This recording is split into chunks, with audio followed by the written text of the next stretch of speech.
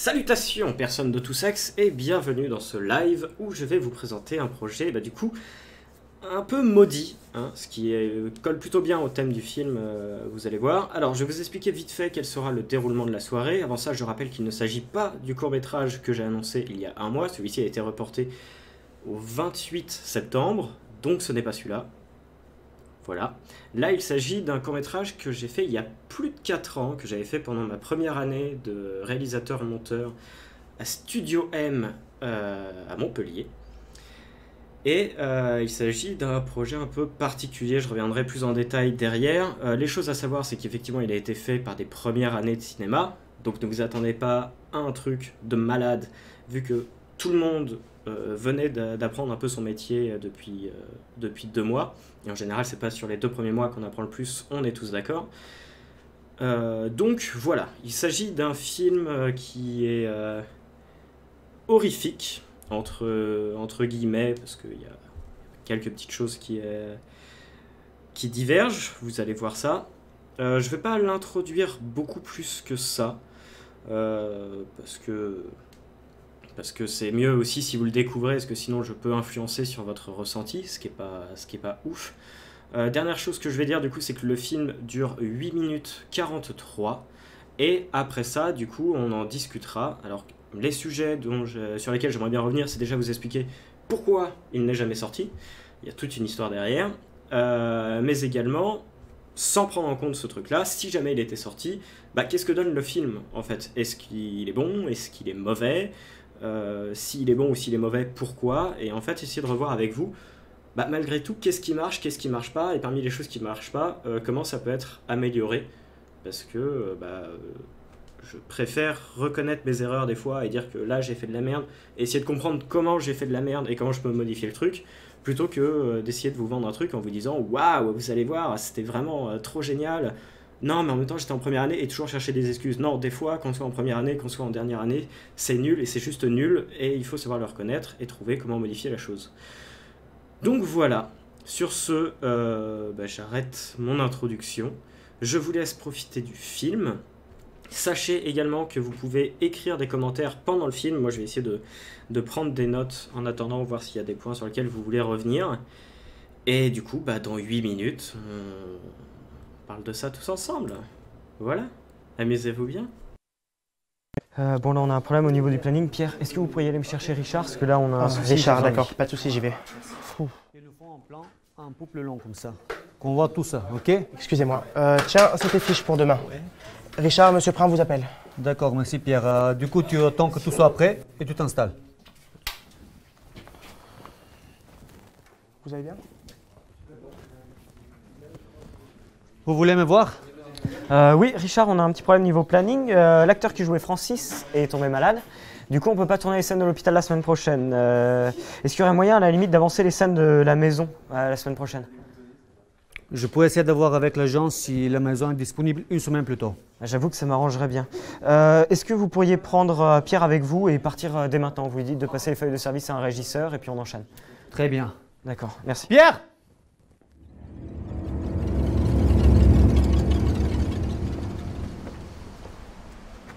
Ça le fait pas. Il y a une maison à côté et puis aussi on entend la rivière. C'est l'intérieur qui nous intéresse, Pierre. De plus, la maison voisine est également abandonnée. Bon. Écoutez, vous avez tout aussi bien entendu que moi ce que l'homme de l'agence a dit. Ce n'est pas pour rien que tous les voisins sont partis. Les femmes fantômes, tueuses d'hommes n'existent pas. Vous savez comment je le sais? C'est nous qui les mettons en scène dans des films tels que celui-ci. Alors, ne faites pas l'enfant et entrez dans cette maison, que l'on puisse rentrer chez nous au plus vite. Je sais bien, mais je le sens pas. D'après les journaux, tous ceux qui sont rentrés là-dedans, ils sont jamais ressortis. Pierre! Il s'agit de la seule maison qui la reste. Alors, soit vous rentrez dans cette maison, soit, dès demain, vous commencez à chercher le travail ailleurs. C'est bien clair? Ok. Commençons par une photo de la porte.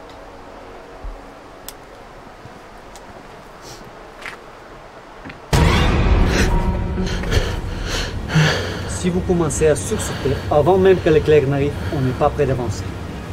Concentrez-vous, Pierre. Allez. Désolé.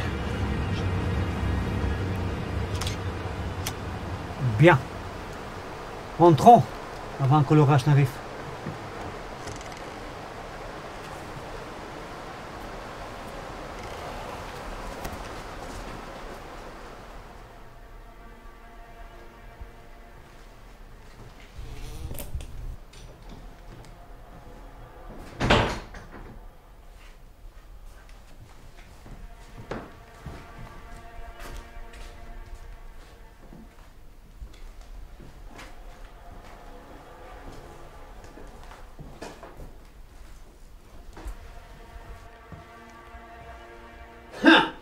Merde!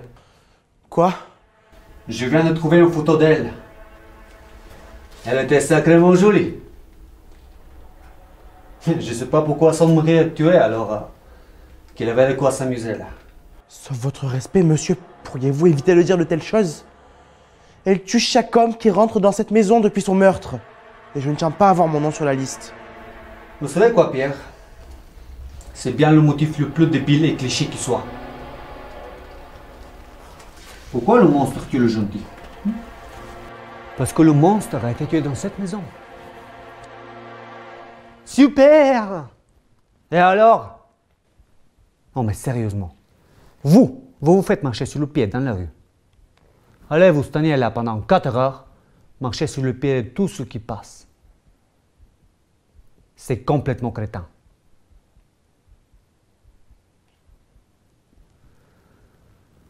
Bon, je vais voir le premier étage.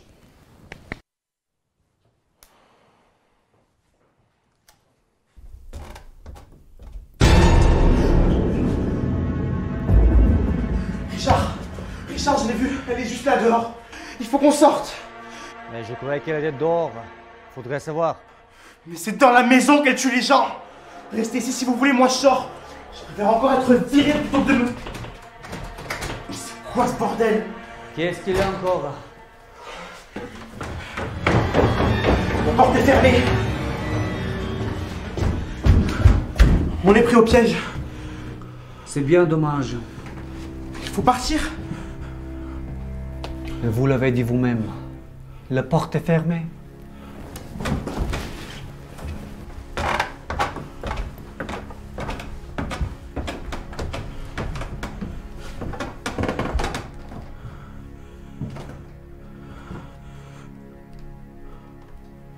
Pierre?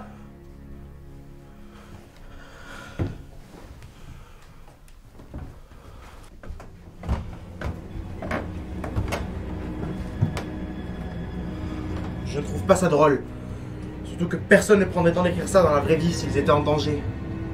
Je n'ai pas écrit ça, Pierre.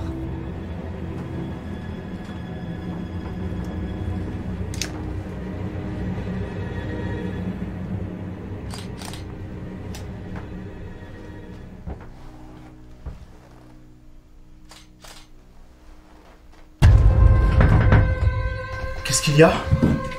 Venez voir.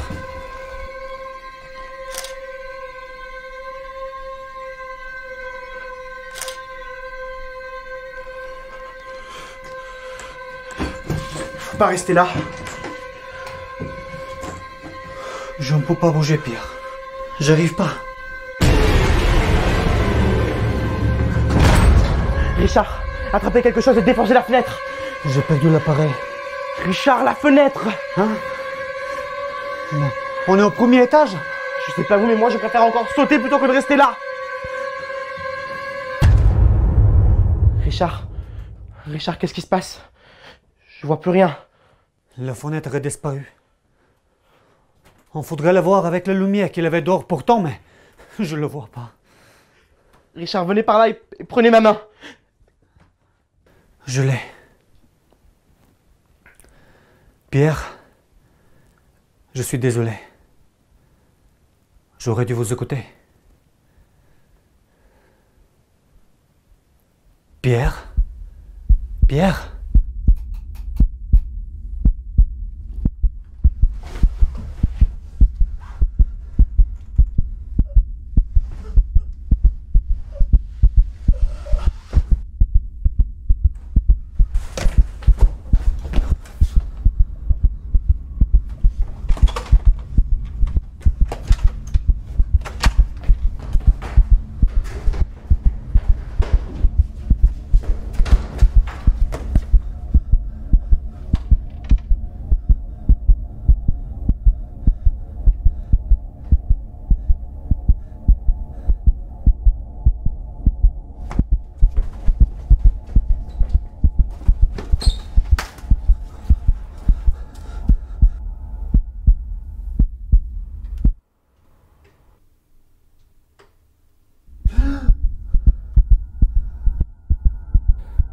de jouer avec moi. Tue-moi qu'on en finisse. Soyons logiques. Dans les films, le monstre arrive toujours de derrière.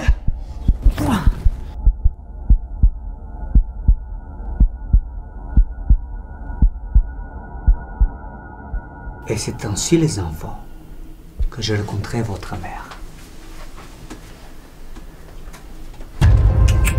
Tu te fatigues pas. Coupé, elle est bonne. Elle est bonne. Le son, c'est bon. Le son, c'est nickel. Ok, nickel. Script, elle est bonne. Tu me la notes comme bonne. Ouais, bien, C'est pas supportable. Je peux pas. Ah oui, c'est bon. Voilà. C'était ça. Donc, alors, je reviens d'abord sur le seul commentaire en fait qu'il y a eu véritablement pendant le truc. Le twist, c'était Benzaï. Non. Alors, problème de mixage. En fait, c'est pas qu'il y a un problème de mixage, c'est juste qu'il n'y a pas de mixage du tout. Il n'y a jamais eu de mixage. Et du coup, j'ai essayé de faire un truc à peu près potable cet après, mais au final, j'ai juste ajouté des sous-titres au cas où. Sous-titres d'ailleurs, j'espère qu'il n'y avait pas trop de fautes, car je rappelle pour ceux qui ne sauraient pas que je suis dyslexique, et donc du coup on va dire que c'est pas vraiment mon point fort. Mais donc voilà, vous aurez vu ce nanar, car on est quand même d'accord, c'est un nanar, ce n'est pas... c'est pas bon quoi, enfin c'est pas... Il y a des trucs comme ça c'est bon, il y a des trucs comme ça c'est pas bon. On va essayer de revoir justement qu'est-ce qui est pas bon, mais d'abord, au début j'ai cru que c'était toi la tueuse. Mais Datalize, je te rappelle que tu as participé au film. Tu le connais, le film. C'est vrai que la balance des sons est quelquefois pas ajustée. Mais elle n'est pas ajustée du tout, en fait. Ça n'a pas été fait. Vraiment, il n'y a pas eu de mixage son du tout. Abordons un petit peu, avant que je parle moi, parce que le but, c'est pas tellement que je parle moi tout seul. De votre côté, est-ce qu'il y a des choses qui vous ont plu, qui vous ont pas plu, et puis on peut revenir un petit peu... revenir un petit peu là-dessus. Mais l'actrice te ressemblait pas du tout. Non. L'idée en soi, je pense, est bonne. Après, moi, j'aime les nanas. Ouais. Alors, le truc, c'est qu'en fait... l'idée est bonne, oui et non. Je reviendrai dessus un petit peu plus tard, au cas où il y a d'autres trucs. C'était fait exprès, la caméra tremble parfois. Genre suspense froid. Oui, après, il y a des moments qui sont en caméra épaule. En fait, ce qui se passe, c'est qu'à la base, il y avait beaucoup plus de plans qui étaient prévus. On avait 3 jours de tournage dans la maison et 2 jours de tournage dans mon école. Du coup, la scène de fin qui se passe avec... Enfin, la scène de fin et de début. Scène de début qui est atroce parce que c'est vide, il n'y a rien. Et c'est vraiment très moche comme scène. Il n'y avait juste pas de stabilisateur. Alors, je rappelle encore une fois que c'est un projet d'école, avec du matériel d'école, et donc forcément, on n'avait pas le stabilisateur à 10 000 balles. Ce qui donne ces trucs-là. Pareil, il faut rappeler que la personne qui était à la caméra, c'était sa première année en année caméra, donc forcément, on ne peut pas lui demander la même chose qu'un professionnel. Et en toute honnêteté, je trouve que pour quelqu'un qui a appris la chose il n'y a pas trop longtemps, il s'est quand même vraiment bien démerdé pour le temps et tout ce qu'il y avait à faire. Il y a quand même énormément de plans qui sont très très longs et il fallait réussir à les gérer. Du coup, pour revenir sur ce que je disais, oui, il y avait 3 jours dans la maison et 2 jours dans l'école.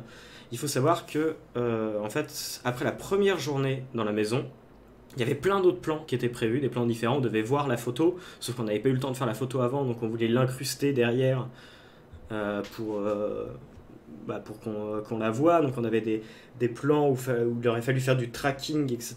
pour le voir par-dessus.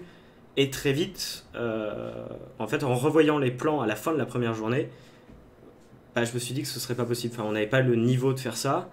Et je leur ai donc annoncé, pour leur plus grand plaisir, au début de la deuxième journée, qu'il fallait refaire absolument toute la première journée de tournage. Ce qui fait qu'il n'y a aucune image de la première journée de tournage dans le film. Sauf peut-être une scène, peut-être la scène de dehors, et un corps, je suis même pas sûr. Enfin bref, et c'est pour ça qu'il y a énormément en fait, de plans très longs après dans la maison, parce que la moitié des plans ont été transformés en semi-plan séquence, dans le sens où il y a du mouvement, etc. Ce qui au final est l'une des rares choses qui marche, je trouve, parce qu'il y a des plans qui sont assez cool grâce à ça. Mais il y a d'autres problèmes, attendez, je vous lis en même temps. J'ai bien aimé le scénario, moi. Ce qui m'a empêché de rentrer dedans, c'était le jeu d'acteur. J'entendais les répliques. Ouais. Le jeu d'acteur est très moyen, pas facile. Après, chose à savoir aussi, c'est que les acteurs étaient aussi... Enfin, apprenaient également aussi le métier. Si je dis pas de conneries, il me semble que l'acteur qui joue le rôle de Pierre était encore en terminale à l'époque où venait de sortir de terminale. Et l'actrice qui jouait la femme fantôme, qui pour le coup le fait très bien, je trouve, était également en terminale. Donc c'était des gens qui étaient quand même assez en bas âge et qui n'étaient pas forcément expérimentés encore à l'époque. Oui, les plans pop-up avec la femme en blanc sont réussis. Je suis une tapette. Alors, pas tous. En fait, je pense que le gros souci du film, c'est que j'ai voulu trop en faire et que ça marche pas. Ce que j'entends par là, c'est que l'idée de base, c'était de parodier les trucs qui me gavaient dans les films d'horreur. Sauf que ça marche pas pour plusieurs raisons. Déjà parce que en 8 minutes, j'ai voulu mettre trop de choses. Il y a énormément de répliques en mode genre bah oui, on est au premier étage, mais d'un autre côté, enfin plutôt que de crever ici, on peut quand même sauter d'un étage, on va pas en mourir. Ou alors on voit le monstre, bon bah première réaction plutôt que de rester à l'intérieur, c'est on se casse. Que des petits trucs comme ça. Et pareil, je voulais me moquer du truc de la femme tueuse qui tue les gens parce qu'elle a été tuée. Moi, ça m'a toujours gavé. Et d'où la réplique de bah oui, mais en même temps, on te marche sur les pieds, tu vas pas rester là à marcher sur les pieds de tout le monde. Le problème, c'est qu'en 8 minutes, ça fait trop de choses. Ça fait trop de choses. Et surtout, le gros problème de cette parodie, c'est que quand on fait une parodie, il faut se renseigner un minimum sur le support de base. Et que bah, ça n'a pas été mon cas. Enfin, ça marche pas en fait. Il y a tout le début pour que ça marche, il aurait fallu que ce soit vraiment horrifique. Et là, à aucun moment, ça fait peur, pour plusieurs raisons. Déjà parce que c'est à la fois trop rapide et trop lent. Il y a des moments où... attendez, je vais essayer de vous remettre des passages. Je vais ouvrir sur Première, ce sera plus simple pour vous montrer les choses. Le suspense est présent, bah je suis pas d'accord. Je trouve que le suspense c'est pas du tout présent et que c'est... Bah après, ça fait parodie... En fait, le but, c'était de faire parodie avec ce qu'ils disent et avec cette fin qui casse tout en mode bah non, en fait, je m'en fous, je fais ce que je veux à la fin, quoi. Par exemple, je vais vous prendre une scène qui, selon moi, ne marche pas et vous expliquer pourquoi. Ah, bah... hop, j'ai un bon exemple qui vient juste après. Ce moment-là avec les photos. Je vous le remonte vite fait.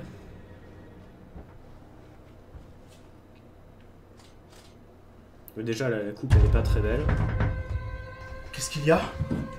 On va voir. Et là, en fait, une photo, limite, ça suffit, quoi. Enfin, on est face à deux andouilles qui prennent leur temps de ouf. Faut pas rester là. Et là, pareil, elle s'est téléportée d'une photo à l'autre. Je ne peux pas bouger, Pierre. J'arrive pas. Normalement, elle est déjà à son niveau à ce moment-là. Et donc, rien que cette scène-là, pour moi, en fait, elle est pas assez rapide. Il aurait fallu que beaucoup plus vite, ils se disent merde, vite, on bouge, on va dans la pièce, enfin que ce soit plus rapide à ce niveau-là. Là où il y a d'autres soucis, c'est qu'à l'inverse, à certains moments, mais c'est sur quasiment tout le reste du court-métrage, quand j'ai fait faire le son par un ami, histoire qu'il rajoute des petits bruits, des trucs comme ça, il m'a dit qu'en fait ça marchait pas du tout en termes d'horreur, parce que le court-métrage est trop rapide, et dans l'horreur, ce qui se passe, c'est que tu as souvent des plans très longs, ça prend son temps, histoire que l'ambiance monte, et là, comme il n'y a pas ça, bah en fait ça marche pas, ça va trop vite, on n'a pas le temps en fait de paniquer, de se dire ah merde il se passe quelque chose. Ah, attendez. En fait, en voulant parodier sans totalement maîtriser ton sujet, tu obtiens le même résultat que celui d'origine. Critiquer uniquement par les dialogues est un peu une faiblesse selon moi. Alors, je suis d'accord, oui et non. Dans le sens où en fait, critiquer que par les dialogues, effectivement, ça donne un film d'horreur entre guillemets classique, parce qu'en fait, il y a énormément de films d'horreur, notamment tous les slashers, où ils se parodient déjà dans leurs dialogues, souvent, très souvent. Et là, le truc, c'était de casser le truc à la fin avec ah bah voilà, c'est comme ça que j'ai rencontré ta mère, et puis fin. Mais après, pareil, vous voyez, j'ai voulu mettre un film dans le film avec moi dedans en tant que réalisateur, et en fait, oui, c'était vraiment lui le réalisateur, etc. Et tout ça, en fait, c'est trop, enfin, ça sert à rien, ça apporte Je pense qu'on serait parti avec deux mecs directement devant la maison, et ça se termine, et c'est ainsi que j'ai rencontré votre mère, ça suffit. Il n'y a pas besoin d'avoir tout ce truc là de l'introduction et toute cette fin. Enfin, pour moi, c'est pas nécessaire. Avec un autre dialogue au début, histoire qu'on comprenne quand même un minimum pourquoi ils sont là. Mais voilà, du coup, ce que je voulais dire, enfin, et ce que j'ai dit techniquement, c'est que en fait, l'horreur, c'est pas du tout mon truc. Enfin, clairement, je pense que ça se voit. Et c'est ça aussi qui marche pas tout le long du film, c'est que même les rares moments qui sont censés faire peur, les plans peuvent être jolis. Par exemple, il y a ce plan juste là. Quoi ce bordel? Qu'est-ce qu'il y a encore là? La porte est fermée. Qui peut être sympa, mais encore une fois, par exemple, là, vous voyez, hop, on a l'impression qu'il recommence à marcher ici. Enfin, c'est trop long. Là, ce moment-là est trop long, pareil. Je trouve que... Bon, ça sert pas à grand-chose. Donc voilà, c'est un petit peu déjà ce que je reproche déjà de base au court-métrage. On me dit sur Facebook, personne annexe, qui a trouvé ça sympa. Mais je pense que c'est parce que c'est quelqu'un de ma famille et qui ne se rend pas compte que c'est un nanar. J'ai pas réussi à faire monter le suspense, ouais, mais il démarre jamais en fait le suspense. À aucun moment on se sent vraiment en danger pour les personnages. Enfin, je trouve que l'horreur c'est pas mon truc, que ce soit un truc, la parodie. Bah non, parce que justement, c'est ce que je dis. Pour faire de la parodie, il faut connaître le sujet de base. Faut connaître le sujet de base pour justement essayer de... Appelle-moi con, on me dit sur Facebook. Non, j'irai pas jusque là, mais c'est pas bon, quoi. C'est pas bon. Mais c'est gentil. Voilà. Fixe-toi un but de la parodie. Non, parce que justement, il faut connaître le sujet de base pour pouvoir le démonter. C'est-à-dire que faire une comédie, par exemple, d'un film français ou ce genre de choses, quand je dis film français, c'est les gros trucs avec Danny Boone, ou alors on se moque des juifs parce que c'est drôle, et puis il y a un arabe aussi dans le lot, et comme ça c'est rigolo, etc. Ça, j'en ai vu tellement, je le vois encore très souvent, on connaît tous des gens qui font ces blagues-là au premier degré dans la vraie vie. J'arriverai à peu près à le parodier, je pense, parce que je connais le truc et je vois comment un peu détourner la chose. Par exemple, c'est pas l'exemple ultime, mais c'est le premier qui me vient en tête. Tu peux parodier le truc en faisant en sorte que tu prends un acteur arabe, mais en fait c'est lui qui joue le juif, et tu prends un mec noir et tu dis qu'il est arabe, ou des trucs comme ça, et tu fais ton film déjà autour et t'ajoutes de l'absurde là-dedans. Déjà ça peut fonctionner. Là le truc c'est que comme je maîtrise pas le sujet de l'horreur, ça se voit en fait. On se dit ouais bon ok, c'est quelqu'un qui aime pas l'horreur, super, si t'aimes pas regarde autre chose quoi. Mais je pense pas que quelqu'un qui apprécie un film d'horreur va regarder le truc en se disant ah ouais j'avoue c'est vrai que c'est souvent comme ça dans les films, c'est rigolo, ou alors écouter une phrase et se dire ah bah tiens c'est vrai que ça c'était marrant ce qu'il a dit, j'y avais jamais pensé. Je ne pense pas que ça fonctionne comme ça. Après oui, j'aurais pu partir dans un truc un peu à la Scary Movie où ça fait pas peur du tout et puis il rigole, mais j'avoue que c'est pas trop mon délire. Voilà, on est d'accord. Agrajag. C'est le rythme en fait qui va pas du tout. Il aurait fallu essayer d'en faire moins, se contenter de plus de choses, et soit vraiment pousser le truc horreur à fond et faire monter le suspense, soit le casser à chaque fois et vraiment aller dans la parodie ultime avec une arme ridicule pour la tueuse, une tenue qui n'a pas lieu d'être, ou ce genre de choses. Aller dans l'absurde, ça aurait peut-être mieux fonctionné. Alors du coup, quel était le projet de base? Parce que pourquoi on a fait ça? Alors faut savoir que bizarrement, en fait c'est pas du tout mon projet à la base. Enfin, le scénario est de moi et la réalisation est de moi, mais ce n'est pas mon projet. En fait, il y avait d'autres élèves dans mon école qui voulaient... D'ailleurs, vous remarquerez, je ne dis aucun nom de personne et il n'y a pas de générique, tout simplement parce qu'on est à peu près tous d'accord pour dire que le film, on l'assume que moyennement, etc. Et il y a des choses sur lesquelles je risque de râler, vous le verrez plus tard. Et en fait, j'ai pas envie que ça retombe sur qui que ce soit. Donc il y aura pas de... Enfin, je ne dirai pas le nom des gens qui ont participé ou ce genre de choses. Donc d'autres élèves de mon école avaient voulu en fait faire un film. Leur but c'est... il y avait des gens en montage, il y avait des gens en lumière, il y avait des gens en son qui étaient potes, et ils se sont dit, bah nous ce qu'on aimerait c'est faire un film cette année, histoire de faire quelque chose, de se bouger un peu parce qu'on on s'emmerde en dehors des cours, et le seul truc qui nous manque, ce qui est pourtant important, c'est un réalisateur et un scénario. Du coup ils sont venus dans la classe des réalisateurs pour demander si quelqu'un avait un scénario de prêt et voulait réaliser un film. Donc on est plusieurs à avoir proposé en fait des projets. Moi j'ai proposé celui-là en disant bah voilà, moi j'aimerais bien faire celui-là juste pour la déconne. L'avantage c'est qu'on peut s'amuser à essayer de faire des plans un peu stylés, on peut essayer d'avoir un peu de costumes et tout ça, et puis je trouve que la chute est rigolote, enfin moi ça me fait rire. Et en fait bah, ça leur a plu, du moins sur le départ ça leur a plu, et on a commencé à travailler ensemble. Les choses à savoir, c'est que bah, j'étais vraiment uniquement réalisateur et scénariste. Ce que j'entends par là, c'est que je n'avais pas accès au montage à la fin du tournage. C'était la monteuse qui faisait le montage, et d'ailleurs ça c'est son montage, c'est pas le mien. Je rappelle encore une fois que on parle de première année de cinéma, donc oui il y a plein de défauts sur le montage, bah, notamment le rythme qui aurait pu être amélioré à certains moments, mais encore une fois on parle de personnes qui sont en première année de cinéma. Même si le vrai montage a été fait plus tard, je reviens dessus après. Qu'est-ce que je peux dire de plus? Donc voilà, en gros je n'avais pas accès au montage, ni même au rush à la fin du tournage. C'est-à-dire qu'une fois que le montage était tourné, on s'était arrangé avec un professeur de l'école qui avait prêté son matériel gratuitement. Donc il faut savoir aussi que tout le monde était bénévole, les acteurs y compris. La seule chose qui était payée pour eux, c'était le transport, et encore payé pour eux, enfin on les amenait en voiture quoi, et la bouffe sur place. Et du coup, le professeur nous prêtait le matériel, etc.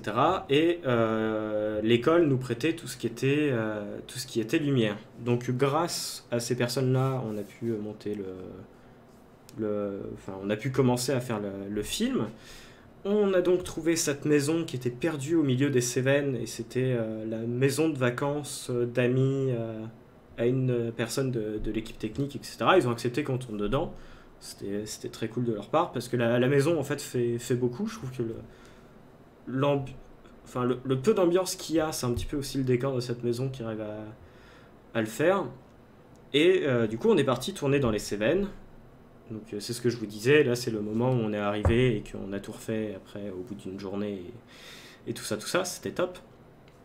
Qu'est-ce que je peux vous dire d'autre? Oui, chose amusante, c'est que dans les Cévennes, alors il y avait l'électricité, parce que sinon on n'aurait pas eu de lumière.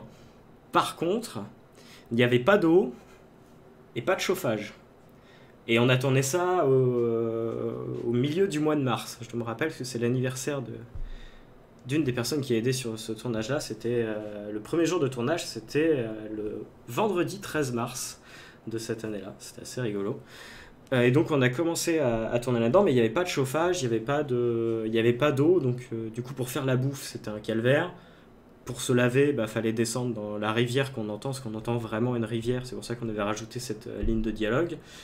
Et après, le soir, on était tous dans des duvets, et il fallait espérer ne pas avoir froid. Donc c'était un peu particulier, un peu rustique. Et ensuite, 2 semaines après le tournage, on avait déjà commencé à s'embrouiller un peu, parce que c'est une des grosses raisons qui a fait que ce truc a été retardé. C'est qu'il faut savoir, et j'assume complètement là-dessus que c'est ma faute, je suis quelqu'un d'assez colérique. J'essaie de me calmer un peu, mais je suis quelqu'un d'assez colérique.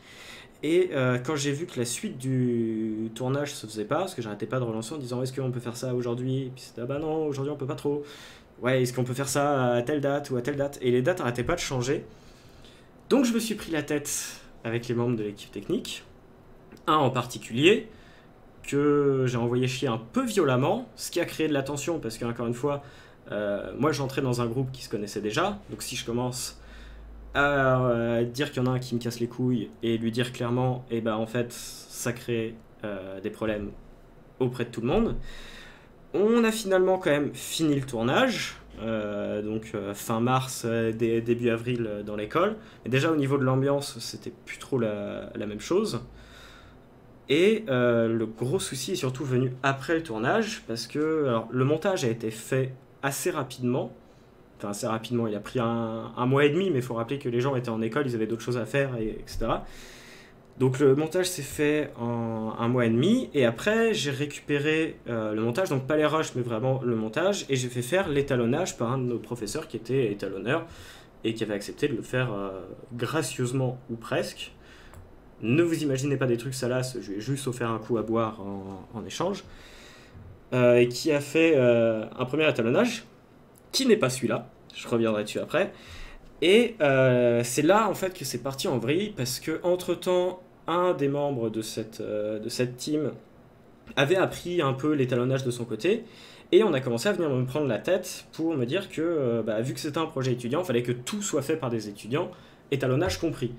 Ce à quoi j'ai essayé de leur expliquer que il y avait quand même pas mal de petites lacunes au niveau du court-métrage, et que cet étalonnage en fait pouvait rattraper un petit peu la chose, et d'autant plus que dans tous les cas on s'était tous mis d'accord que quelqu'un d'annexe ferait la musique, et du coup je voyais pas pourquoi quelqu'un d'annexe pouvait faire la musique mais quelqu'un d'annexe pouvait pas faire l'étalonnage, sachant qu'un étalonnage pro et un étalonnage amateur ça n'a quand même rien à voir. La malchance totale. Alors malchance oui non, parce qu'encore une fois je suis responsable aussi en partie. Enfin, j'ai pas, même si ça avance pas, j'ai pas à aller insulter les gens ou ce genre de choses. Chose que j'essaie de ne plus faire. Mais des fois, c'est compliqué. Mais que j'essaie de ne plus faire. Du coup, c'est là que je me suis pris la tête violemment avec eux. Si bien que le montage a été supprimé. Totalement. Ils l'ont mal pris, etc. Du coup, le montage a été supprimé. On m'a dit, tiens, voilà. Dans ce cas, on supprime tout et puis vas-y, on oublie. Donc, je me suis pris d'autant plus la tête avec eux. J'aurais demandé si je pouvais au moins récupérer les rushs et que dans tous les cas, je ferais le montage moi-même. Et puis voilà. On a refusé de me passer les rushs. Ça a duré comme ça à peu près 1 an. Tu as l'étalo du prof sur toi? Non, j'ai pas l'étalo du prof. J'avais pas l'étalo du prof sur moi. Et sachant qu'entre temps, le montage a changé. Donc, si j'avais même en ayant l'étalo du prof. Comme le montage, vu qu'il a été supprimé pour être fait plus tard, en fait ça aurait pas collé au niveau des images, donc le truc ne servait plus à rien. Et puis j'ai eu un problème de PC aussi à la fin de cette première année qui a fait que j'ai perdu cet étalonnage. Bref, la base. Donc du coup, comme je disais, on s'est pris la tête, ça a duré à peu près 1 an. Au bout d'1 an, on a repris les négociations, parce que je m'entendais encore assez bien avec 1 ou 2 personnes de cette team-là qui m'avaient aidé sur d'autres projets derrière. Je vous dis pas lesquels, sinon vous pouvez retrouver de qui je parle. Sur d'autres projets derrière.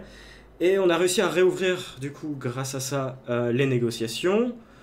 On s'est mis d'accord qu'il y aurait un nouveau montage qui serait fait et que, en contrepartie, j'acceptais qu'ils fassent l'étalonnage avec pour seule et unique condition que s'ils faisaient l'étalonnage, ils se basaient sur l'étalonnage de base que eux ils avaient toujours et ils me faisaient exactement la même chose. Le montage a duré 1 an. Pendant 1 an, ça avançait pas, je ne sais pas où ça en était et tout ça.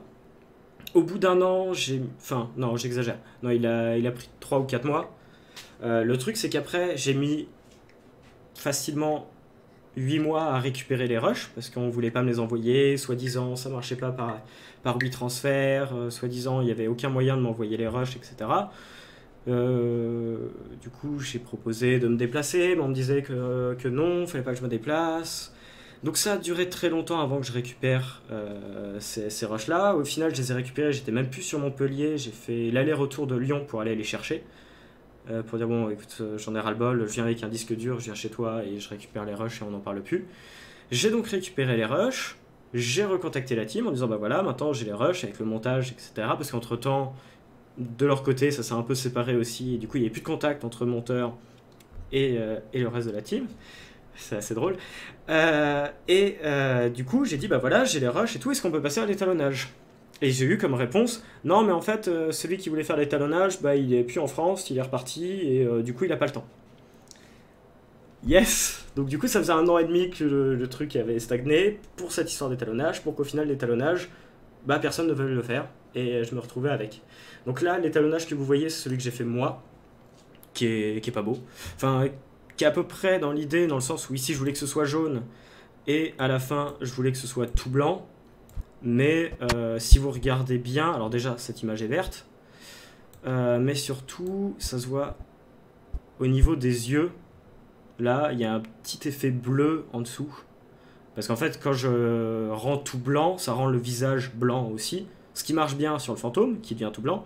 Mais sur lui, et ben après, il fallait que je détourne au niveau de son visage et tout ça pour essayer de faire un étalonnage qui colle et qui garde sa couleur de peau. Pour que par contre, tous les murs autour soient blancs, hôpital, paradis ou ce que vous voulez. Et du coup, bah, voilà, l'étalonnage est ce qu'il est, mais il est pas ouf. Et on en arrive donc au mixage son. Donc mixage son, ce qui s'est passé, c'est que, alors là je vous dis ça, donc du coup c'était à peu près il y a 2 ans, mixage son, j'ai recontacté les gens en disant bon, pour le mixage son on fait comment, parce que bah, le projet est un peu vieilli, moi je peux pas payer quelqu'un pour faire le mixage son de ce truc là, enfin je vais pas remettre d'argent de ma poche. À la base vous étiez engagé pour faire le mixage son, est-ce que ça tient toujours? Ce à quoi on m'a répondu oui ça tient toujours, envoie-le nous et on le fait quand on a le temps. Sachant qu'on n'a pas beaucoup de temps parce qu'on n'est plus en école, maintenant on bosse, etc.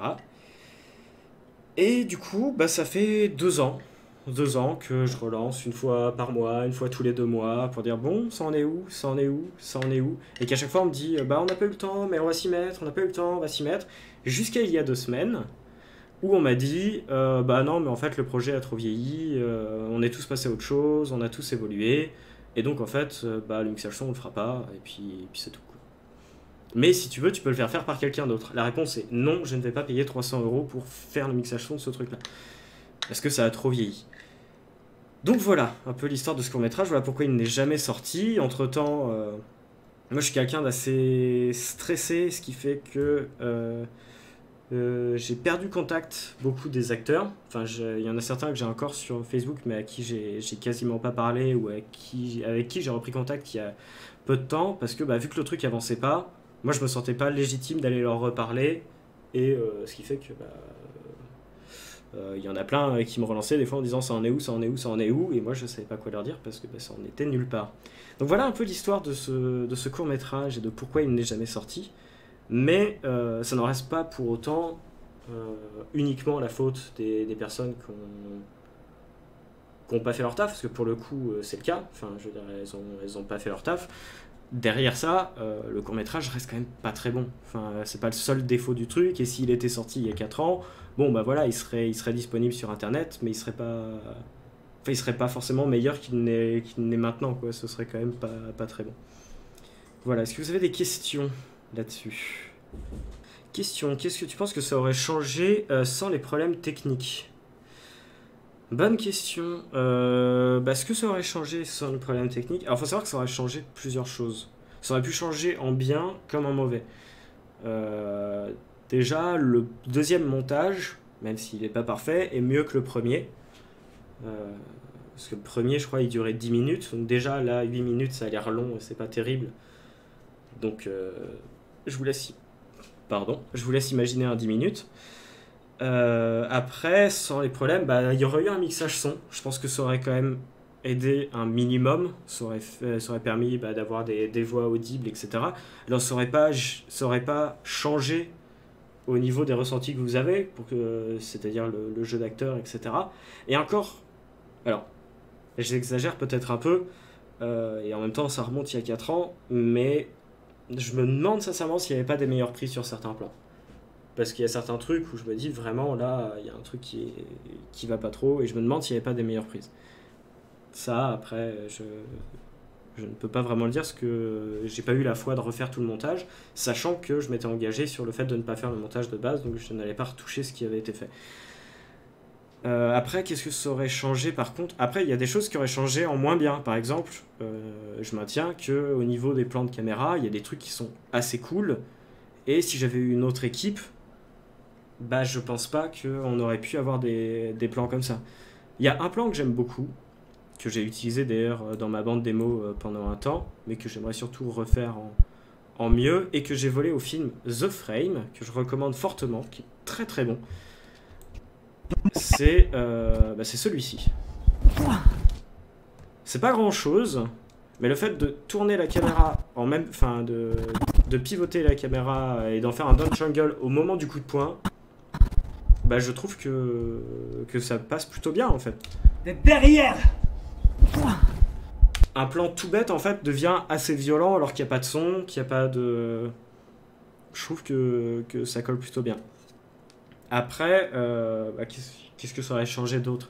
C'est-à-dire que si on enlève le son, enfin le mixage son, bah du coup il n'y est pas. Donc au niveau du montage, s'il n'y avait pas eu de problème, bah, la première version serait sortie plus vite. Et en fait, bah, clairement en fait sans les problèmes, vraiment les problèmes techniques, c'est-à-dire avec la même équipe mais sans s'embrouiller, ce que ça aurait changé, c'est que le film serait sorti... on l'avait tourné en mars, il serait sorti en juillet. Il serait sorti en même temps que Vrai Détective sur ma chaîne. Si jamais il n'y avait pas eu de soucis.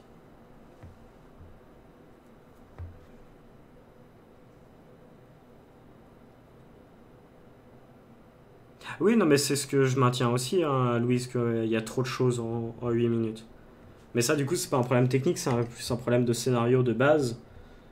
Et un problème d'ego aussi, d'une certaine manière, dans le sens où j'ai voulu trop en faire alors que j'avais pas le niveau. Faut aussi, anecdote assez drôle et ridicule en même temps.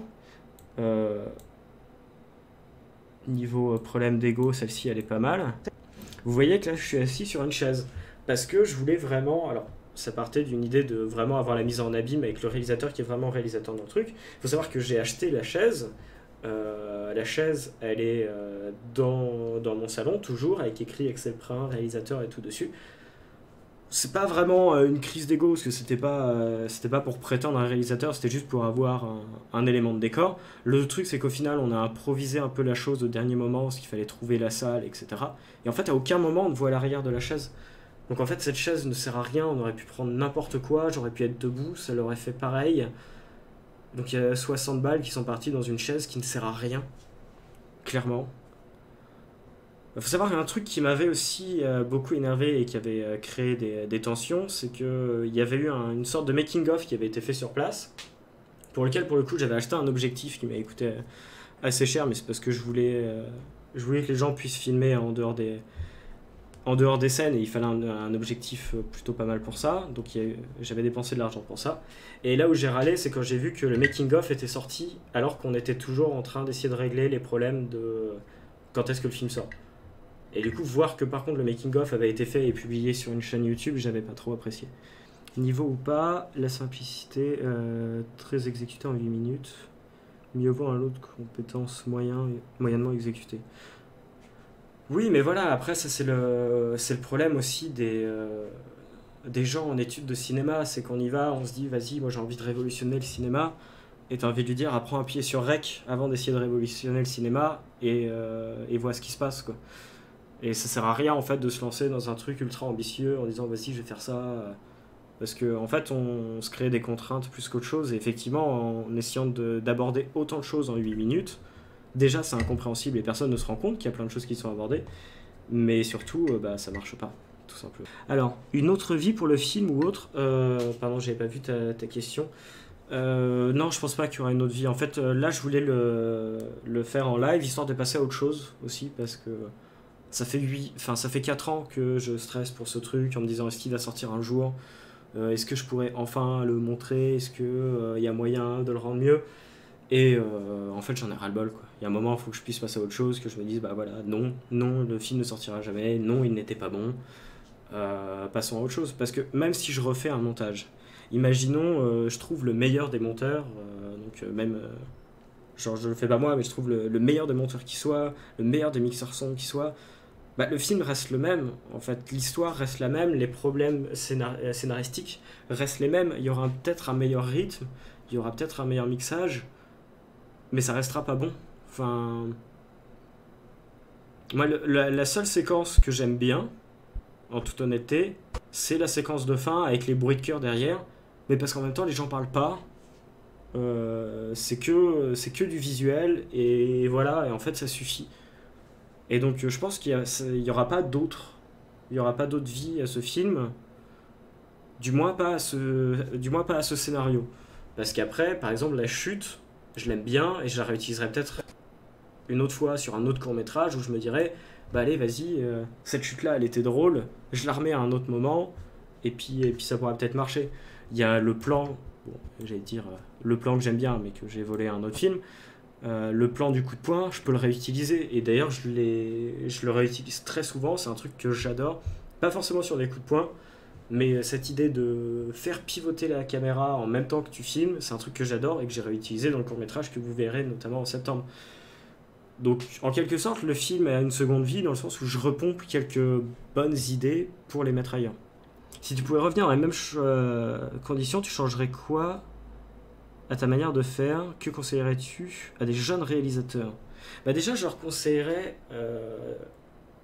c'est con, parce que, en fait, il y a deux conseils que je donnerais et qui se contredisent. La première, c'est soit apprenez directement à bosser en tant que réalisateur, c'est-à-dire avec des équipes. C'est le truc que je recommande à chaque fois que je vais dans des écoles pour parler du métier de monteur ou des trucs comme ça. C'est apprenez à travailler avec des gens que vous n'appréciez pas. Je dis pas que j'appréciais pas l'équipe au moment du truc, mais il y a eu des conflits, etc. Et en fait, il faut apprendre à fermer sa gueule. Il y a des fois, tu vas travailler avec quelqu'un et au final vous vous entendez plus pour X raisons. Et souvent l'humain va rentrer en jeu, peu importe ce qu'on fait. Et du coup, même dans le milieu professionnel derrière, on peut se retrouver à bosser avec un acteur ou une actrice qu'on peut pas piffrer et on est sur le truc.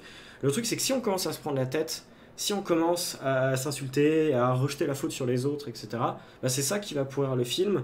Et des fois, il faut juste apprendre à fermer sa gueule, faire son taf à soi, relancer quand il faut relancer, etc. Mais surtout ne pas... vraiment éviter de s'énerver. C'est le truc à faire, et c'est con parce que je vous en reparlerai pour le prochain court-métrage. Il y a eu des moments où je me suis énervé aussi, et ça a créé d'autres problèmes. Donc comme quoi, vraiment apprendre à ne pas s'énerver. Et sinon après, si vraiment vous voulez faire des trucs entre potes, avant de vous lancer sur un gros truc qui prend 5 jours, essayez de bosser ensemble sur un petit truc qui prend une après-midi, et déjà voyez si vous pouvez bosser ensemble. Parce que c'est comme une colocation, c'est comme tout le reste. C'est pas parce que t'es pote avec quelqu'un que tu peux bosser avec. Tu peux être très pote avec quelqu'un et détester sa manière de bosser, et du coup si vous vous retrouvez sur un projet et vous êtes tous les deux super investis, vous voulez faire le truc à fond, et en fait vos deux comportements vont pas fonctionner ensemble. Par exemple, il y a une personne avec qui je me suis pas engueulé, donc je me permets de dire son nom, Ken, avec qui j'ai bossé sur ce film-là et qui m'aidait en deuxième assistant réalisateur et qui aidait un petit peu sur tout ce qui était papier de prod, etc. Chose qui me permet notamment de diffuser ça, parce que tout le monde a signé comme quoi j'avais le droit de le diffuser où je veux, donc dans tous les cas on peut pas me tomber dessus derrière. Du coup, Ken, avec lui, j'ai fait énormément de projets, et très souvent, on s'engueulait sur le tournage, genre, mais pas forcément violemment, en disant mais non, mais fais ça, et à chaque fin de tournage, on se regardait, on disait bon viens, on va bouffer, et c'était terminé. C'est vraiment sur le tournage, on s'engueulait quand il y avait besoin de s'engueuler et de faire avancer les choses, mais ça n'avait jamais de répercussions derrière. Là où, avec d'autres membres de l'équipe technique, ça a continué en dehors du tournage, et c'est ça qui a créé des problèmes. Message caché pour moi, nous dit Datolice. Non, non, parce que pareil, avec toi, tu vois, genre je m'entends bien avec toi, et sur les tournages, il arrive qu'on s'engueule, il arrive souvent qu'on s'engueule. C'est même arrivé que j'ai fait des projets que t'aimes pas, et que t'aies fait des projets que moi je n'aime pas. Et on a quand même réussi toujours à bosser ensemble et à faire la part des choses. Sans venir s'insulter par la suite. Souviens-toi de ton court-métrage avec le monstre sous le lit, simple et efficace, lisible et efficace. Alors déjà, il y a plusieurs années d'expérience entre les deux, et après, si tu as regardé ce court-métrage, il n'est pas de moi. C'est une adaptation d'un mème qui existe sur Internet. Donc c'est le mème en soi qui est simple, lisible et efficace. Moi j'ai juste mis ça en image pour tester des trucs, mais rendons à César ce qui est à César, l'idée n'est pas de moi. D'ailleurs il y a le lien du site de cette personne-là à la fin du truc, tu peux aller voir ce qu'il a fait, il a fait des trucs assez rigolos. Voilà, j'espère que j'ai répondu à ta question à Grajag sur qu'est-ce que je conseillerais à des jeunes réalisateurs. Après, qu'est-ce que je changerais d'autre sur la manière de faire sur place ?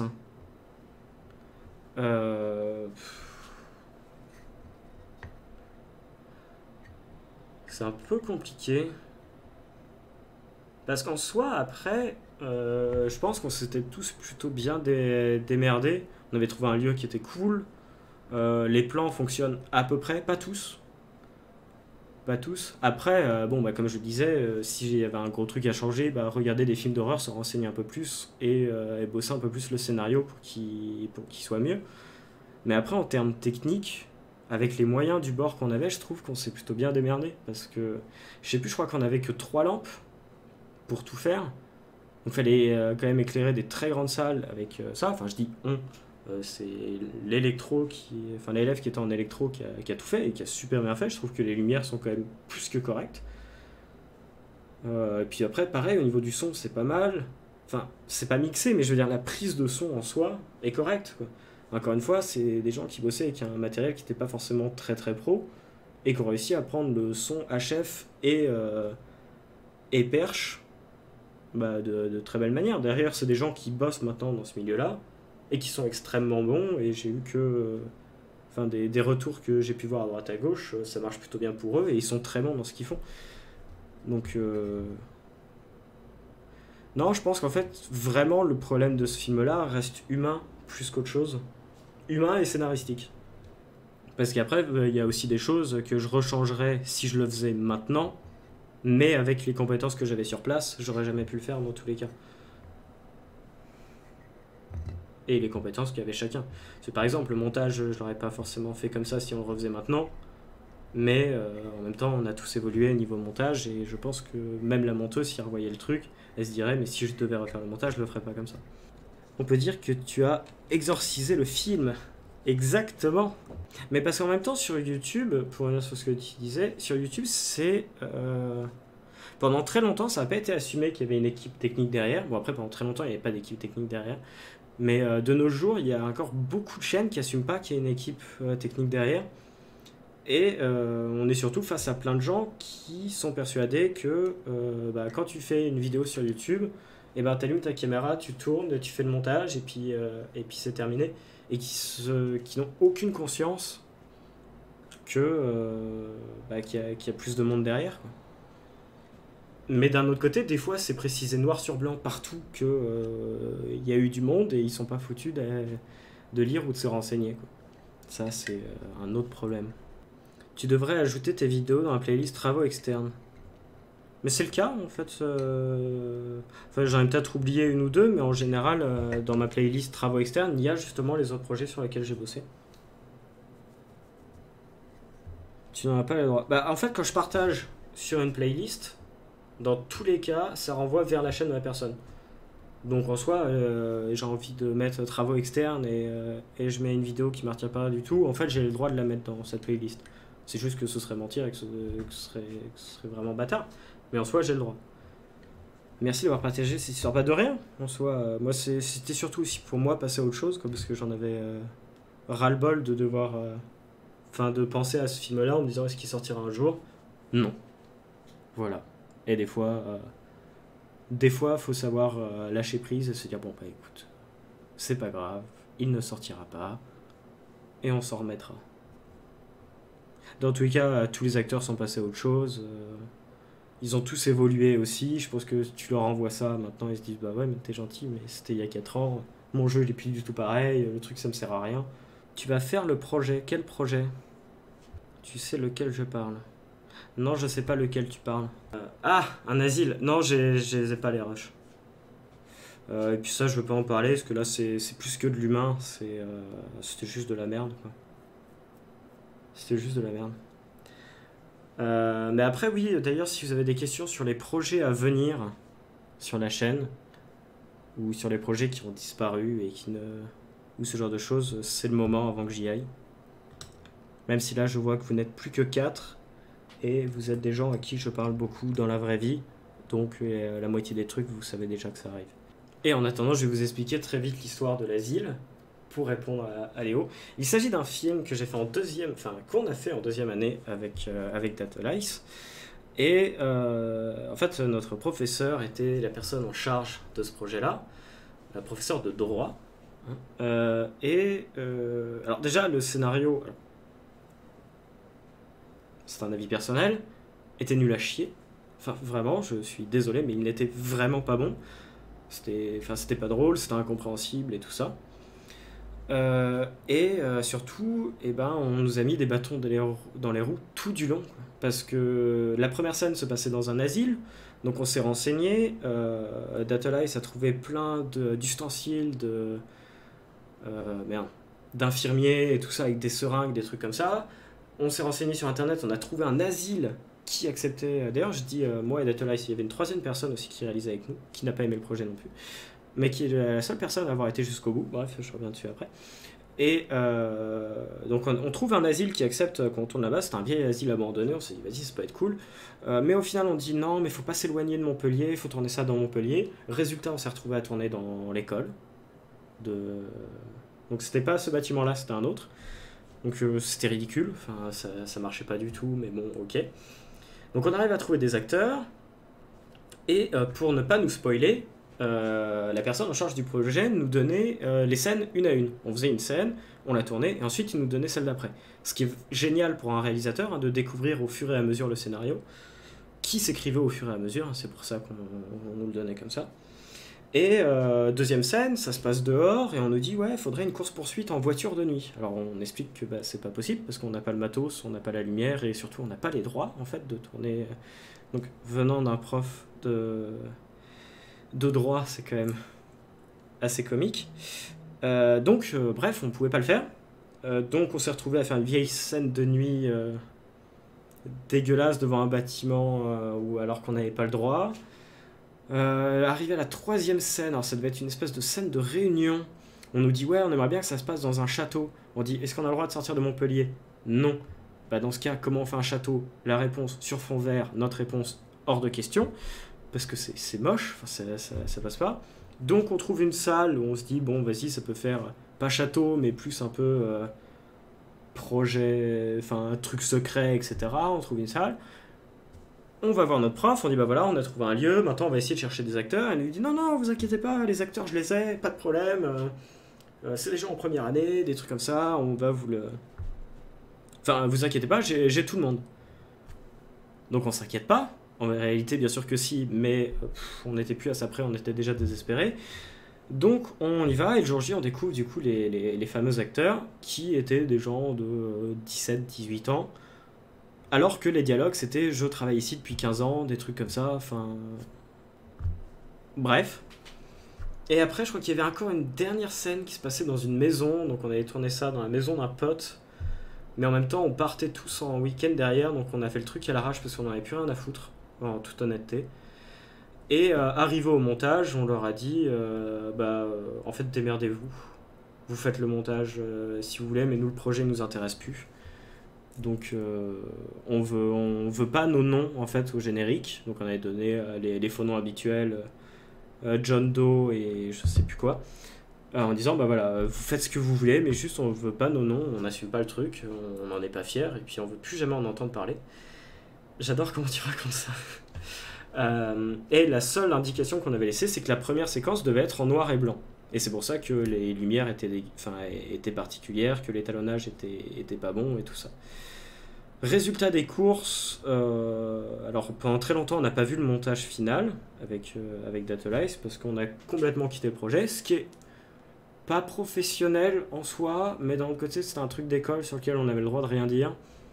Et si je devais le refaire, je le ferais quand même, parce que j'en ai rien à foutre de ce projet et que je me serais barré quand même.